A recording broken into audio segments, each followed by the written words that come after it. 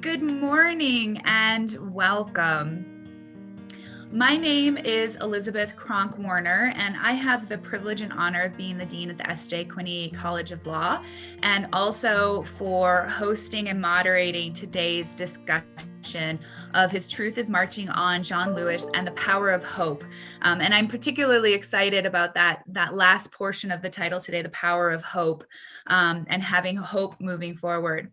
My pronouns are she and hers, and as I like to do when I start discussions, I like to start with our University of Utah Tribal Land Acknowledgement Statement. And we at the University of Utah acknowledge that this land, which is named for the Ute tribe, is the traditional and ancestral homeland of the Shoshone, Paiute, Goshute, and Ute tribes.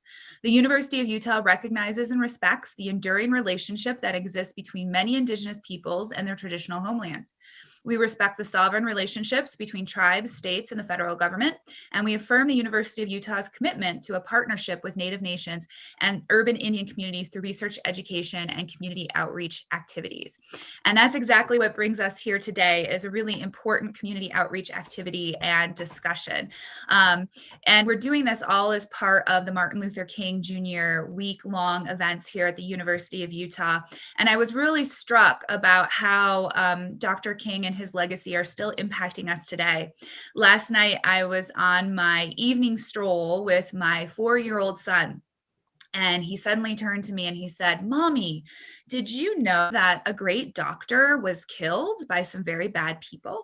And I said, "Oh, no," thinking, "Oh, goodness, I've missed some local news." And he said, "Well, this happened a long time. It was a King doctor." And I realized that he was talking about Martin Luther King Jr. And in his own way. And so it led to this wonderful discussion of who he was and stood for this idea that individuals should be judged by the content of their character, not by their race, and how that is such a controversial idea that he was murdered for it, and how his legacy has still impacted individuals and certainly impacted his contemporary, John Lewis, who was very active civil rights leader until the day he died, and was one of the big six who organized the March on Washington along with Dr. King, and really was a civil rights leader, a political leader, and a true inspiration. And I think it's really timely that we should be talking about this book and about his life and legacy and his connection to Dr. King, because yesterday we saw that legacy in action when Senator Jon Ossoff, who was an intern for John Lewis, was sworn in as a senator of Georgia. And also, of course, Raphael Warnock, who was a pastor to John Lewis, was also sworn in as a senator for Georgia. And of course, we had Vice President Kamala Harris, who is our first female, but also our first African-American vice president. And I think many would say Martin Luther King Jr. and John Lewis really laid the framework for her ability to shatter through the glass yesterday. So it seems that our discussion today is particularly timely. And I'm really excited to join and have the privilege to be part of this fantastic panel of women that we have here today. And so I'm just going to briefly introduce them, and I'm going to introduce them in the order that they're going to speak. They're each going to speak for roughly about 10 to 15 minutes. And we had a chance to meet yesterday to talk about this panel, and I can assure you that their presentations are going to be fantastic. So I'm really excited to hear what they have to say. And then after they've each had a chance to talk for about 10 to 15 minutes, I'm then going to come back and I'm going to be your moderator for the question and answer period. If you look at the bottom of your screen, you will see a Q&A button. Feel free to put your questions into that Q&A place. That's where I will look to ask questions our panelists. You do not need to wait for the Q&A period. Feel free to do that whenever you would like. And also, if somebody asked a question that you would really like our panelists to address, you can like the question and move it up in the queue to make sure that we ask that question of our panelists. So you don't have to wait till the end of the presentations to ask your questions. Feel free to put those in at any time, and we'll come back after our panelists are done talking to address those questions. So again, our speakers in the order that they will be speaking. First, we have Jeanetta Williams, who is the president of the NAACP Salt Lake branch and the Tri-State of Idaho, Nevada, and Utah. We next will have Professor Leslie Culver, who I'm very proud is our newest faculty member at the S.J. Quinney College of Law. She moved here in the middle of the pandemic this summer, so we're excited to have her. And last but certainly not least is Dean Kathryn von Stockton, who is Dean of the School for Cultural and Social Transformation and also a English professor of English. So with that, I'm going to turn the time and the floor over to President Williams. Well, good morning, everybody. It's a pleasure to be here. I wanted to start in with the topic of our discussion, which again is His Truth is Marching On, John Lewis and the Power of Hope. And of course, we all know John Lewis when he talks so much about hope. But Congressman John Lewis was known as the conscience of the Congress. He was a very religious man, and Dr. King referred to him as the boy from Troy, and Troy meaning Troy, Alabama. And John Lewis, Congressman Lewis, often talked about that a lot, is when he talked about Dr. King, that he referred to him as the boy from Troy. He was known a lot because of the Edmund Pettus Bridge and speaking on the March on Washington. But when growing up, Lewis was told about an African-American 26-year-old young man that was lynched because he was in front of a barbershop and he didn't call this police officer Mr. And so they took him out and lynched him and they threw him in a swamp. Later, when he was older, he heard about this because when this happened, he was only 4 years old. Growing up, he knew he wanted to make change, and so that's when he tried to make change. He sit in at the lunch counters, which was reserved for whites only. He observed the various ways that men and women of color were treated and how they survived with and looking for equal opportunity for everybody. But he was driven to march because throughout the years he'd seen how hard his mother had worked, rather, and not giving up. His life was never easy for the family because Lewis's father was ambitious and very ambitious. And in 1944, after saving $300, which of course in that time that was a lot of money, and he bought 110 acres of land. So the family raised. They were able to raise corn and cotton and peanuts and chickens, and task of picking the cotton remained, really hard. And in fact, John Lewis would take the little chickens and he would preach to them. And so that's when he first started some of his, I guess you might call, public speaking. But the house that he lived in was very small. In fact, it was only 3 bedrooms. And so he had said as a child, when it comes down to it, he felt that he didn't really have a childhood, that he felt that his childhood just had passed him by. And that was because he was always doing so much thinking and about civil rights and in his own little way. But he remembered the Brown v. Board of Education. He remembered that he thought it was going to be different. He was going to have some new friends, but that didn't happen. And then he also remembered the murder of Emmett Till, and then he wrote Mrs. Rosa Parks, and that she was a seamstress, and she refused to give up her seat on a bus. So he was remembering all of these different things, and he said later, I can say without question that the Montgomery bus boycott changed my life more than any other event before or since. That's what he had recalled. And to Lewis, the boycott was faith in action, the gospel moving from the pulpit to the streets, from word to deed.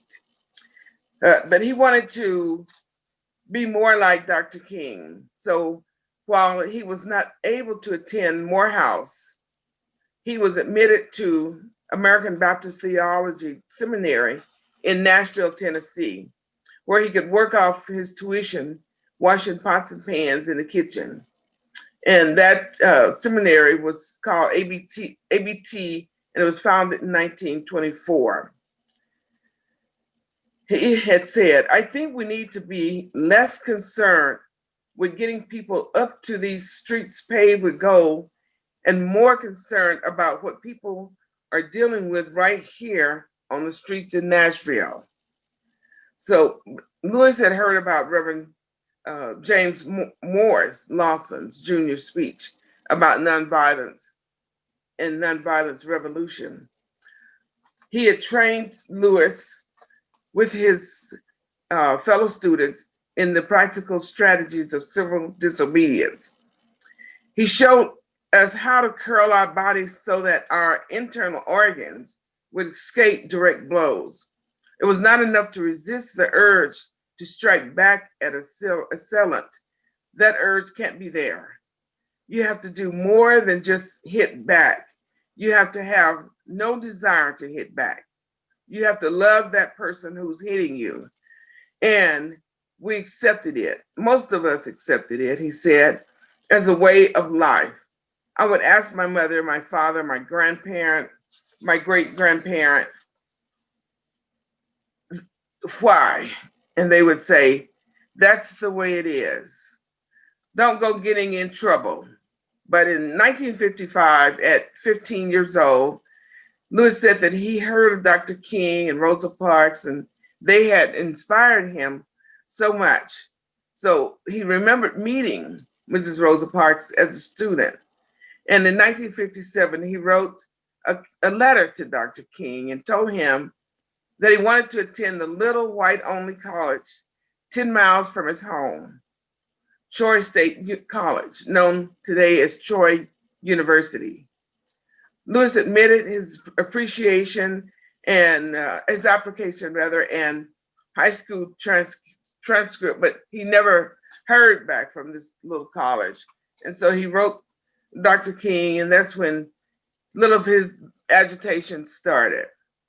So in April 1960, Ella Baker, working with both King's group, the Southern Christian Leadership Conference and the NAACP, helped found the Student Nonviolent Coordinating Committee, guided by principles drafted by James Lawson, his teacher, through nonviolence. Courage displays fear, love transforms hate, hope ends despair, peace domains war, faith reconciles doubt. And so those were the creeds that they had lived by. And so at the lunch counter, the whites poured drinks over their heads. They put out their lit cigarettes on them. And it became a badge of honor, he recalled, when they were arrested.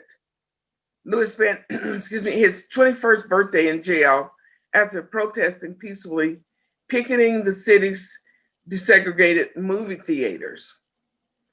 So Lewis was unanimously elected chairman of that what they call SNCC, Student Nonviolent Coordinating Committee. And then we all know John Lewis about when he was beaten at the Edmund Pettus Bridge, was a site of the conflict of the Bloody Sunday on March 7, 1965, when police attacked civil rights movement demonstrators with horses, billy clubs, tear gas, as they were attempting to march to the state capitol.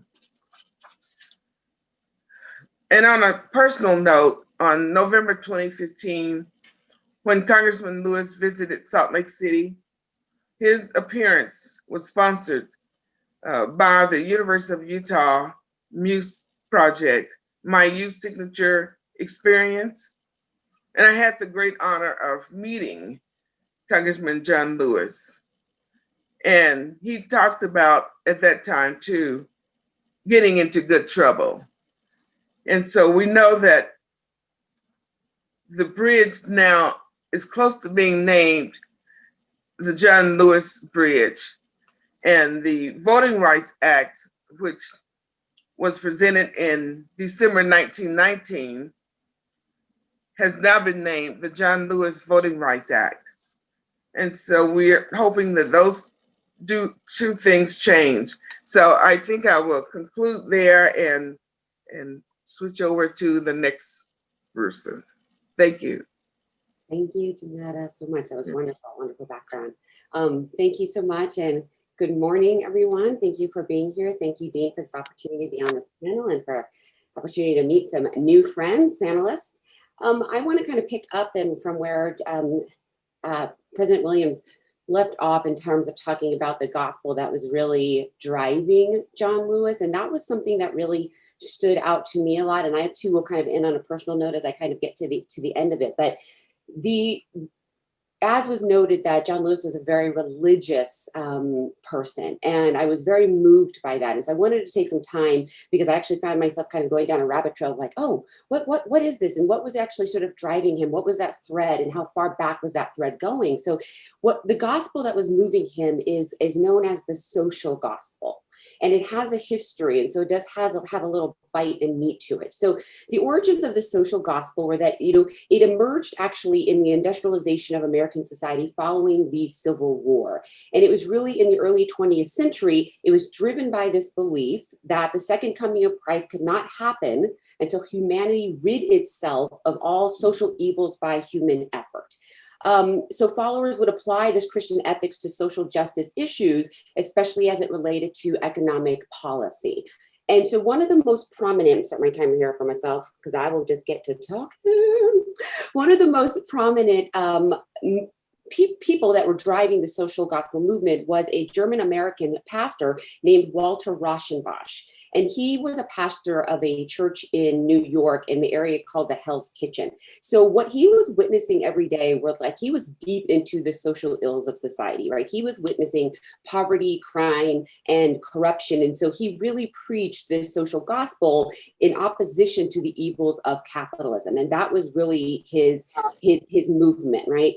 And so unlike Christian revivalists who preached a message of personal redemption, he was really believed that these issues were society's problems. So we needed to rid these things in society to and restructure society in order to frankly have this redemption. So one of the underpinnings of the social movement is that religious beliefs must be put into practice to right society's wrongs, that God is acting and Christ is here right now. And so when he was faced with Rauschenbusch, when he was faced with inequality, faced with social injustice, he believed that his Jesus would not just sit back and sort of just be pious and pray, but that Jesus would fight, right? And that was kind of really the underpinnings of the social gospel movement. So he was less concerned, or believed that Jesus was less concerned with individual relationships with God and more so about the ethics of human relation. So one thing that he penned, and this became a central work for both Dr. King and for John Lewis, was in 1907, he penned Christianity and the Social Crisis. And it was a seminal statement. And if I could just very quickly read a quick portion of that. Will the 20th century mark for the future historian the real adolescence of humanity, the great emancipation from barbarism and from the paralysis of injustice, and the beginning of a progress in the intellectual, social, and moral life of mankind to which all past history has no parallel? It will depend almost wholly on the moral forces which the Christian nations can bring to the fighting line against wrong. And the fighting energy of these moral forces will again depend on the degree to which they are inspired by religious faith and enthusiasm. So there have been, the social gospel movement is not as prominent today. I mean, it can be in some churches, but it's not as prominent of a movement today because there have been some critiques. So I actually just want to kind of take a couple of seconds and just sort of lay out the pros and cons of this movement. So the results of the movement were really quite mixed. So many absolutely believed, and I think we can look at Dr. King's life and we can look at John Lewis's life, and you can clearly see some fruit from what they believed, right? It helped liberalize organized religion. It inspired politicians who may have otherwise been very remiss to the movement's cause. We look at President Johnson, right? Lyndon Johnson, when he was actually watching the Selma march go down and happen, that actually seeing that was inspirational, even if he himself may not have been moving sort of in any type of sort of faith direction. It allowed social reformers to look at reform on moral terms. The downside of that, though, is that it failed to win over many urban immigrants, and it seemed to offer few long-term solutions to urban problems. And in kind of digging a little bit more, because I'm super fascinated with all this stuff, in digging a little bit more, there's also some additional critiques to the social gospel movement, in that the fallacies of it is that man is not so bad and God is not so mad, because again, the focus is on the societal structures of human nature as opposed to individual moral sin, right? And so that became problematic. Cultural restoration being deemed as the gospel is also a fallacy that many have found with the social gospel movement. The idea that, if society is simply transformed, then we're all good and we will sort of be redeemed, but that work has got to be done on the individual basis level. And it's through us as individuals then that God can work and move in society. And then finally, the last sort of concern with the social gospel movement is, and I kind of touched upon it, is that social salvation, right? Social structure, societal salvation is superior to individual salvation. But in reality, again, if this is the practice that you're following, that redemption is between individuals and God. But in the thought that redemption can only be achieved collectively is actually what left people feeling dismayed at the end. If there wasn't progress, then it's like, oh gosh, well, if that didn't work, then we're all now doomed, right? So King, moving to Dr. King, he also read this Christianity in the Social Crisis when he was at Crozer Theological Seminary. And he wrote in one of his papers that it left an indelible imprint on my thinking by giving me a theological basis for the social concern which had already grown up in me. So this also really began being rooted in Dr. King. And this is then what John grabbed onto, right, when he heard him for the first time. And one of King in the Social Gospel, let me just kind of go there for a couple of moments. He had penned a letter to his future wife in July of 1952, July 18th, 1952, about his beliefs as a minister. And he proclaimed, let us continue to hope, work, and pray that in the future we will see a warless world, a better distribution of wealth, and a brotherhood that transcends race or color. This is the gospel that I will preach to the world. As a self-described advocate of the social gospel, King's theology was concerned with the whole man, not only his soul, but his body, not only his spiritual well-being, but his material well-being. And his ministry then was built upon this social gospel of the Protestant church. And he was very supported in this by his family, which they called Daddy King. So Daddy King was all about this. And he too was heavily influenced by the social gospel as being a founding member of the Atlanta's branch of the NAACP. So he envisioned sort of this time when every minister will become a registered voter and part of every movement for betterment of our people. So this is the history, if you will. This is the background. This is the fruit that John is kind of wrapping himself in with. And as we, heard from President Williams, as he was, preaching to the chickens, he was very much so sort of this soulful, I don't want to say low key, but sort of a soulful and very intentional and thoughtful person. From what I read, I mean, I would have loved to have met him, for all of his life. And so fighting was just simply not a part of his DNA. So when he wanted to get involved and was trying to figure out how, and he heard Dr. King's message, and the social gospel also took root in him. But again, it's something that started way back in the 20th century. So Lewis himself, and the book talks about this, that he interpreted the gospel differently. And so even when he was at the seminary, ABT, his friends were, you could almost start to see this notion of like, okay, what is the social gospel thing? And that's not the real gospel, because they too were like, why don't you preach Christ's gospel, right? Why don't you preach Christ's gospel instead of this street gospel thing?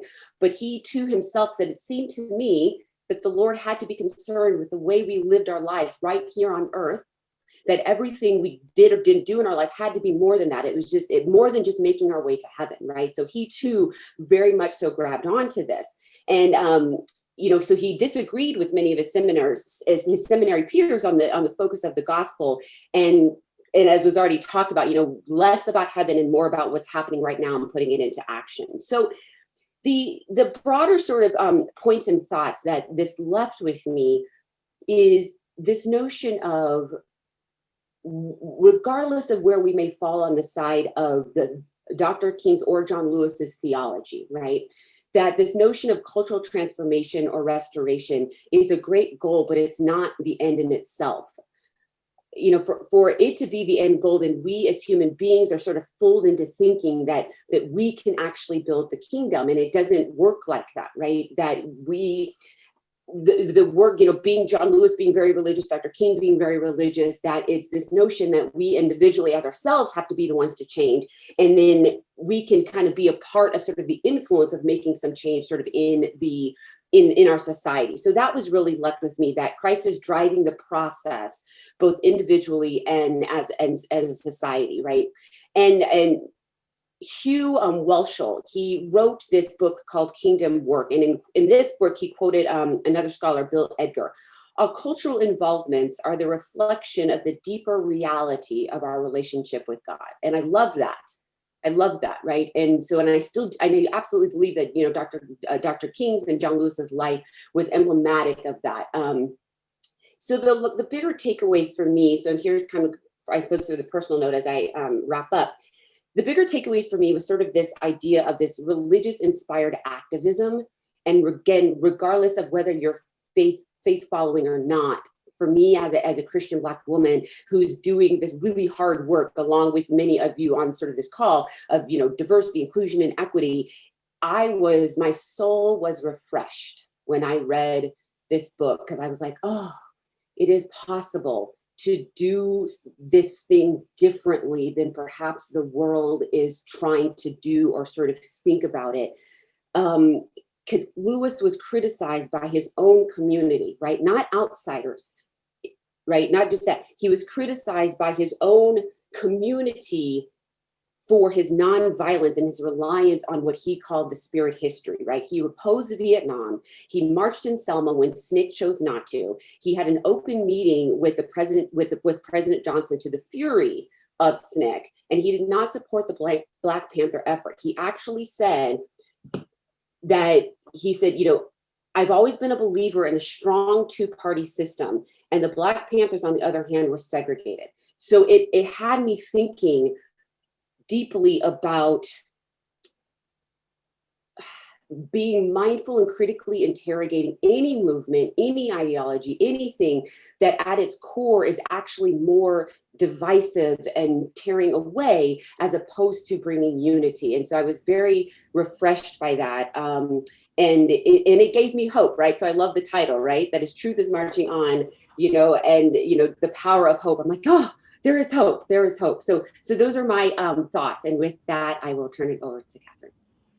Oh, thank you so much. It's just such a pleasure to be here and to be with these wonderful panelists. I just can't say enough about that. I'm just very caught up in hearing both of you. I guess I want to begin today by saying we all saw what happened at the Capitol on January 6th, but I asked you just to bring it up as an image: white mobs storming past police on a rampage. And then here's an image from the 1960s, Dr. Williams referred to it, to put right beside that image. And it's an image with a twist. Black students, with some white students, but largely Black students, sitting all day long at a lunch counter with their books, waiting for an encounter with police. The fateful juncture comes, the police arrive, and then they stand aside to let a group of white hoodlums beat the students badly, after which the students are then arrested for disorderly conduct. This was the activist world of John Lewis. You've just heard so much about it. And I think it tells of white anger, but also Black love. So I'm going to use these sort of very big terms as through lines here. And I want to say there were some white people who loved Black love, but white anger, Black love, I think both are profound, and I want to say why. The other day I heard Dr. Michael Eric Dyson share, and I think this is what he said, that on the night before Martin Luther King died, King said this: America, all we ask is that you be true to what you said on paper. Over and over, that has made white America mad, being called on by Blacks to keep its own word. Just think about that. I mean, to me, that's so mind-blowing. And of course, I would say Indigenous people know a lot about this too, that white anger comes from Blacks, Indigenous folks, other folks, asking white America to keep its own word. Unfortunately, as we know, white anger tends to get what it wants. Just the other day, a young Black woman who is being interviewed on PBS, I believe her name is Natalie Hallinger from Illinois, that's what it said, and she said this: if white people are angry enough about something, they get to do whatever they want. A lot of important people will defend and protect them. Just be angry enough and make sure you're white when you're doing it. That was a statement that stopped me in my tracks. But here's where Black love comes in. At those lunch counters in the 1960s, white toughs wanted to fight, but they weren't getting the kind of fight that they understood. Now, think about that.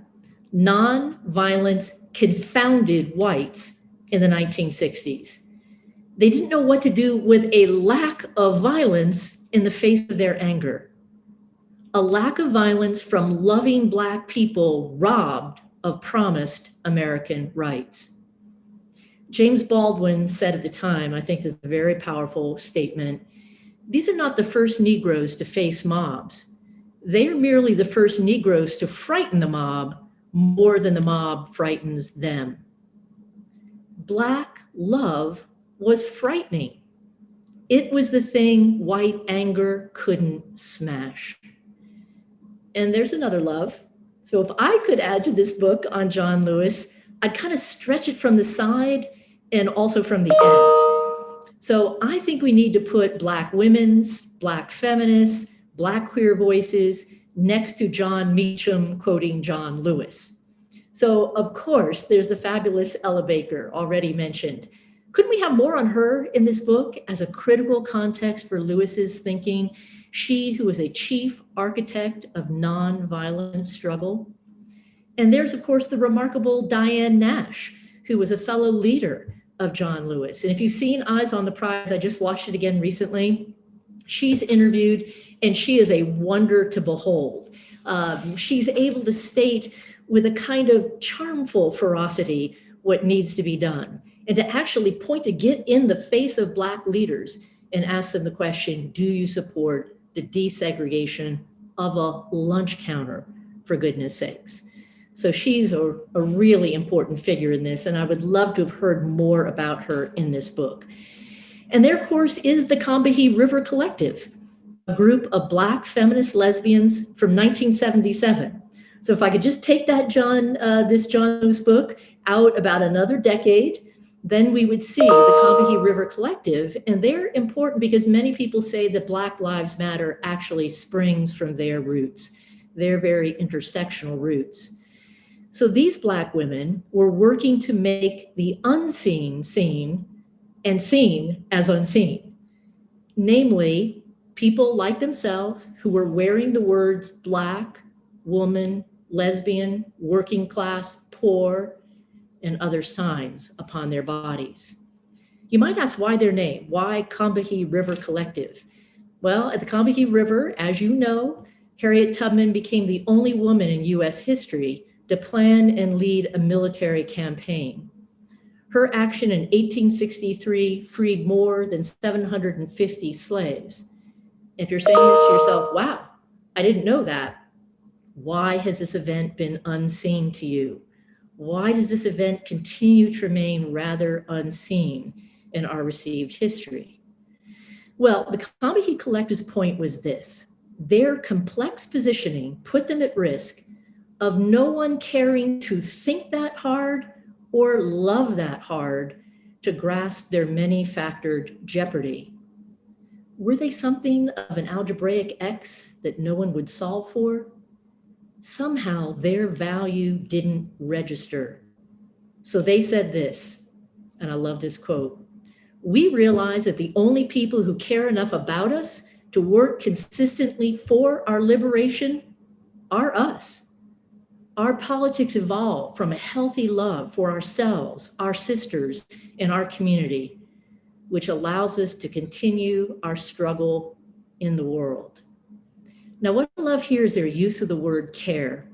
That word is often kind of a throwaway word in our vocabulary. It's very well worn. It's been used by women. The ethics of care has been attached to feminists.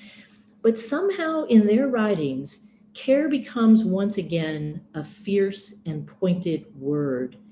It becomes a word that you have to keep unpacking. Room upon room unfolds from this word. And I would say that a world sits there inside this word. Do you care? And that leads me to another word I find myself often speaking about now. The word is unbearableness. Do you find the murder of Blacks unbearable? Not just wrong, not just sad, not just angering, but unbearable. I would say for a moment this summer, white people in large numbers did. But think of what it took. And I would say it's crushing to think of what it took. It took an image that is seared upon our brains, a white cop kneeling on a Black man's neck for a certain duration of time. I would say until we collectively daily feel Black death to be unbearable, and I mean Black death in all its forms, fast death, slow death, spectacular death, a very sort of long settling in death happening to Black people because of lack of health care, because of lack of rights, because of the withdrawal of the state for caring for Black people and other folks of color. Until we find Black death in all its forms to be unbearable, we will not be healed, whoever we are. And until we find the suppression of Black votes to be unbearable, we will not be healed, whoever we are. Maybe recently you saw Senator James Lankford from Oklahoma, one of the people who was contesting the Electoral College count. He was actually in the midst of giving his speech when the rioters, the white mob, broke in. He found himself recently having to apologize to his Black constituents in Oklahoma because he said he didn't realize that in challenging the vote count in Georgia, in Philadelphia, in Wisconsin, in Michigan, that he was largely disenfranchising Black voters in Atlanta, Philadelphia, Detroit, and Milwaukee. Somehow he said he didn't know that, though there's a Black GOP member who said that he called Senator Lankford before that to tell him, but nonetheless, he didn't know that. I would challenge ourselves to ask, what am I doing every day to advance the love of Black love? What am I doing every day to learn from Black love? Now, this is going to sound weird, but I'm going to say, do it for yourself. Don't do it because you think you're doing a favor for somebody else. I don't think Black folks need this favor, but do it whoever you are because the health of your body, mind requires it. I've heard phrases lately, we're in a moment of conflict, we're in a moment of reckoning. No, if we think in terms of moments, we will not get there. That is the wrong temporality. And in the words of Amanda Gorman, yesterday's inauguration poet, she said, "We've learned that quiet isn't always peace, and the norms and notions of what just is isn't always justice." So finally, let me focus on words in my body. Now, those who know me know I have a fascination with the material, mystical fate of words inside our bodies. I wrote a book about it. I cared about it so much. And it was actually inspired by Toni Morrison's Beloved. That's another story. The gist is this: when we speak with each other, when we read each other, we put words inside each other. These words which emerge and are spoken from my body enter your body, if you're a hearing person, through the physical opening of your ear, or if someone is signing, through your eye. Now, I didn't coin these words that I'm speaking. They're all in the dictionary. You can look them up. But the sequence and selection are mine. And since I'm speaking to law folks, as you know, the law actually allows us to own the sequence of our signification. Copyright law protects that sequence. It could happen that when you next hear the word unbearable, you'll think of me, that something of me will still be in you.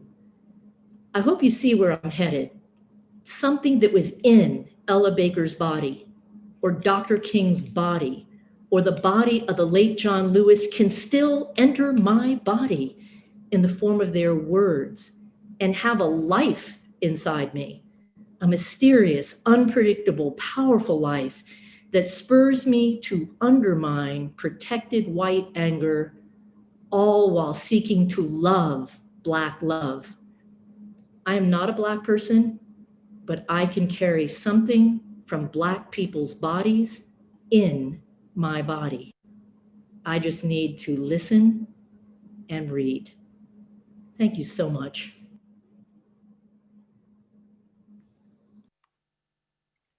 Wow, thank you so much. Those were tremendous presentations, and what an amazing way to start the day and to honor Dr. King's legacy and, of course, Representative Lewis's legacy as well. So now we have about roughly a little less than 20 minutes, but plenty of time for questions. So again, if you look at the bottom of the page, you'll see that Q&A button where you can type in your questions. And we do have a question from Professor Robert Flores, who said, would our panelists work together to bring Poet Laureate Amanda Gorman to present here at the U of U next year? Be still my soul. I say yes. She's going to be pretty booked. Yeah, I was just thinking that too. I mean, after her exceptional performance yesterday, I imagine a lot of people are having the same thought, but I think that's a great idea if we could do it. So next, Deborah Ma asks or says, this book was hard to read at times, so painful to hear the trauma. Do you think this country needs something like what South Africa did with the Truth and Reconciliation Commission? Would it help to have our government acknowledge all of the harm done to us and repair the damage and move forward? I guess I could take that one. I think that if we did something like that when Archbishop Desmond Tutu, for some of the folks that probably remember that, had did that, and it was a time for healing. And I think, when we look at the country in the U.S. and we talk about slavery, and then we talk about what happened to Native Americans and what happened to even the Japanese in internment camp, there has to be a time when everybody comes together and talk about these things and talk about a way that we can all come together as a country to heal. So I think, yes, if we would do that, that would be great. But there's a lot of unrest that we've seen, especially things that happened just on the 6th of January that's been going on and on and on, and now it's coming to light. And so you see those people like that had so much hatred in them that we don't know how to, it's almost like having the toothpaste come out the tube. How do you put it back together or back in? And so now we see so much hatred and we're wondering, where do we go from here? What do we do? Because those folks are still out there. And a lot of those folks were ex-military people, that are trained to do this type of behavior, I guess. But I think if we did do something like a Truth and Reconciliation for the country, would be something good. I was just going to add, personally, this is something that I've been thinking about quite a bit lately, because I would say maybe a year ago, you'd probably hear me say something along the lines of, I don't care if we actually change minds as long as we change behaviors, and behaviors is really important as long as people are acting correctly and acting in a respectful way. But I think the recent events have somewhat changed my mind on that, because I don't think we have ever had that reconciliation and that discussion the fact that we have a racist past or a systemic racism today that leads to our systemic racism today is not unique. There are numerous countries that have systemic racism and racism embedded in their history and their current reality. The difference is seemingly the United States' inability to come to terms with that racist past and the systemic racism that exists today. And so for me, the January 6th atrocity was really eye-opening, because it was showing that just having people act correctly and act in a respectful way is not enough, because those intense feelings of racism and entitlement and privilege are still there. And until we deal with that and come to terms with it, I don't think we will ever eradicate events like what happened on January 6th from our country's history. So I don't know what that means moving forward. I think we've got some great examples to learn from on the African continent, like South Africa and like Rwanda. But I do increasingly think that we need to have some sort of dialogue, and we really need to come to terms with it. So it's a great question, and something I certainly have been thinking about a lot lately. One thing, if I could add to that, one thing that I that kind of just popped into my mind, but I kind of been thinking about it as an undercurrent.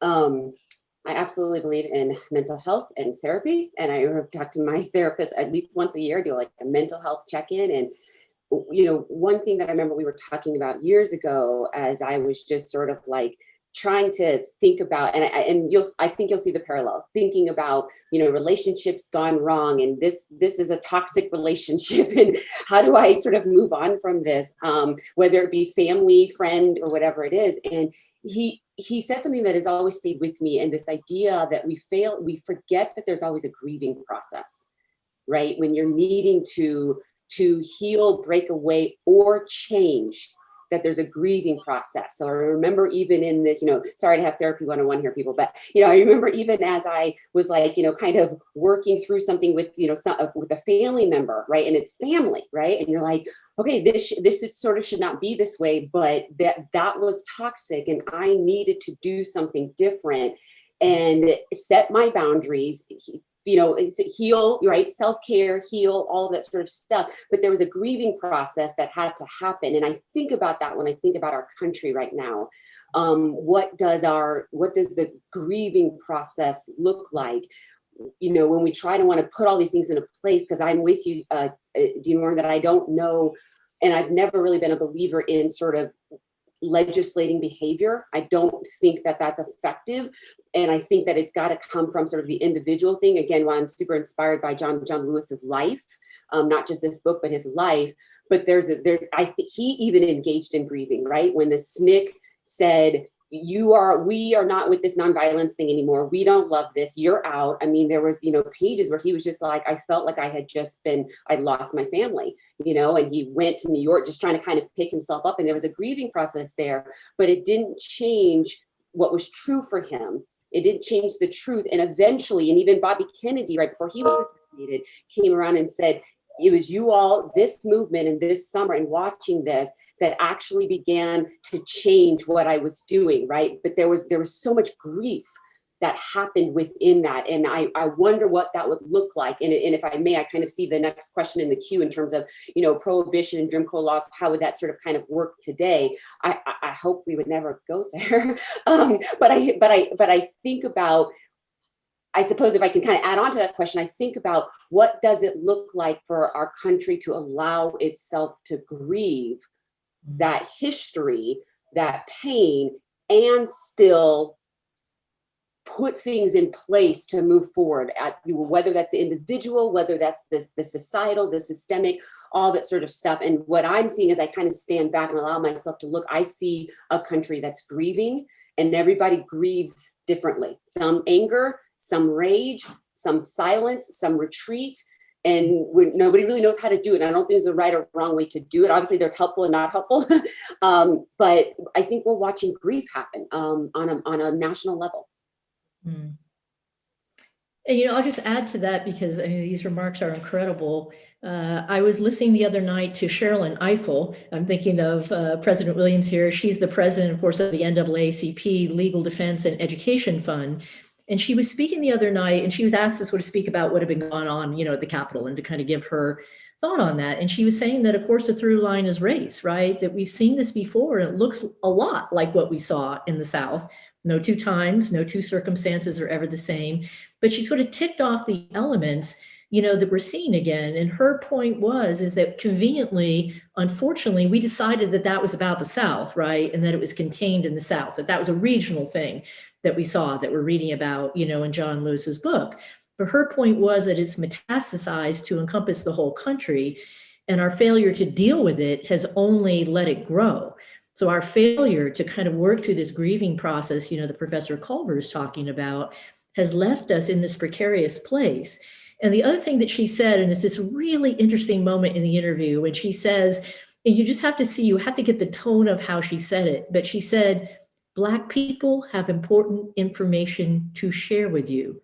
That line, and just the way she said it. And then she went on to say, because we get to see the democracy from the space and the place where it's weakest, where it's not working, where it's broken, where there are cracks. And I think that goes back to particularly listening to the information Black people are sharing with us. That just seems a profound need at this moment. And her remarks were incredible. So much to learn from what she said. Fantastic. So we've got some great questions coming in. Pamela Bishop asked, what can we do at the university to get a broader audience to understand the challenges, frustrations, and experience of non-whites? Should we consider things like a mandatory course in diversity, et cetera? And what is required by other universities? Oh, if I can jump in quick on that one. I am not a fan of anything mandatory at this level. I used to be, took diversity trainings, did all that, kind of got certified in different things. That work is so hard when you're sitting in that room and needing to actually kind of deal with it. And now being on the other side where I'm actually conducting some of these trainings that schools make mandatory for students. I don't think it should be mandatory. It's so personal. So then the next question, let me go there. The next question, well, then how do you get it to reach the people that it needs to reach, right? That's always the hard thing. I think that's going to happen sort of in a warm circle approach, if I may, that the people who always are ready to hear, right, preaching to the choir, those are always the first people in the room. They will, though, start to go to their circles, and they are going to have people in their circle to whom are there. They don't always hear this message. And when my life individually is changed by what I hear, because I cannot unring the bells of the things that I heard, and I go into that circle, that will begin to influence that person. Then it's like, oh, well, what happened to you? Oh, hey, I did this, right? And now the next time that it's offered, you go. And even as I do trainings, that's starting to be what I'm doing, is that I'm going to offer them in quarters, to where as people start to get the message, catch the fire, catch the vision, you come. Because when you come resentful, because it's mandatory, there is a block, and you might as well not be sitting there. And from a training standpoint, then the evaluation is very, very skewed. So that's my concern with mandatory. Mm-hmm. And I will just add that our experience here at the U, I think in many ways has borne that out. Now, I say that gently because I know people have different views of that, and I respect that. Sorry, I'm getting sunlight here. But, one of the things that really moved me when I was serving as Associate Vice President for Equity and Diversity, were listening to young students of color say how harmed they were by sitting in the diversity mandated courses for students here. And that was something that really touched my heart and the heart of others. And we began to think, like, what can be done? I think some very good changes have happened with those courses. I think Marty Bradley and Ann Darling have worked like crazy to make those work in a different way. But that is my deep-seated concern, is the harm that it's doing to folks of color to see and watch white people get educated. And this is where we've got to create a passion for white people to get themselves educated, to go and do the work themselves has got to be part of what we do. How do we inspire that, So I agree.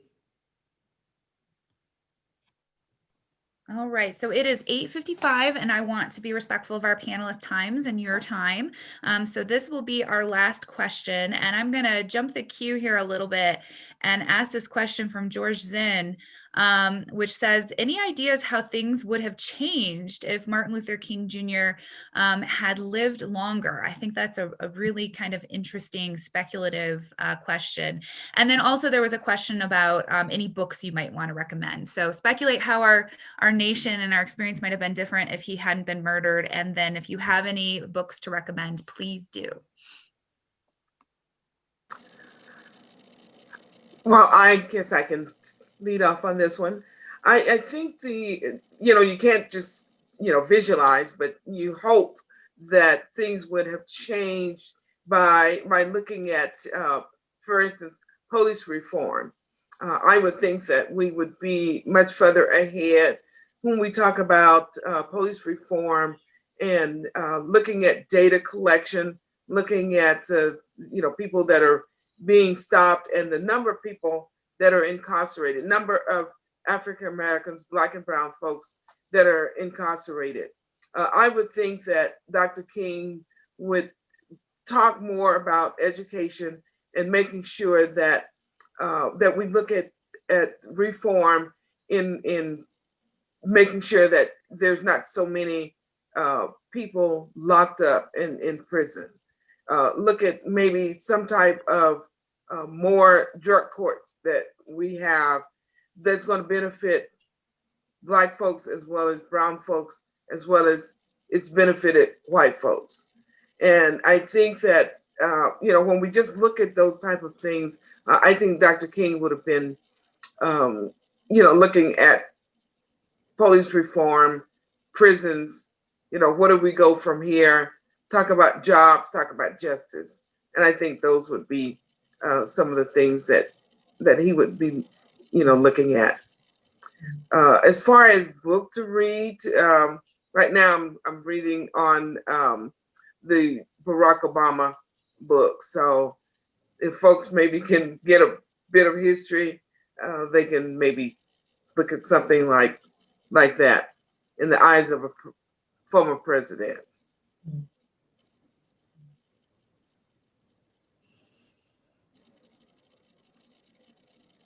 I have to say, if I can just break in, use moderator's privilege, I've been thinking a lot lately.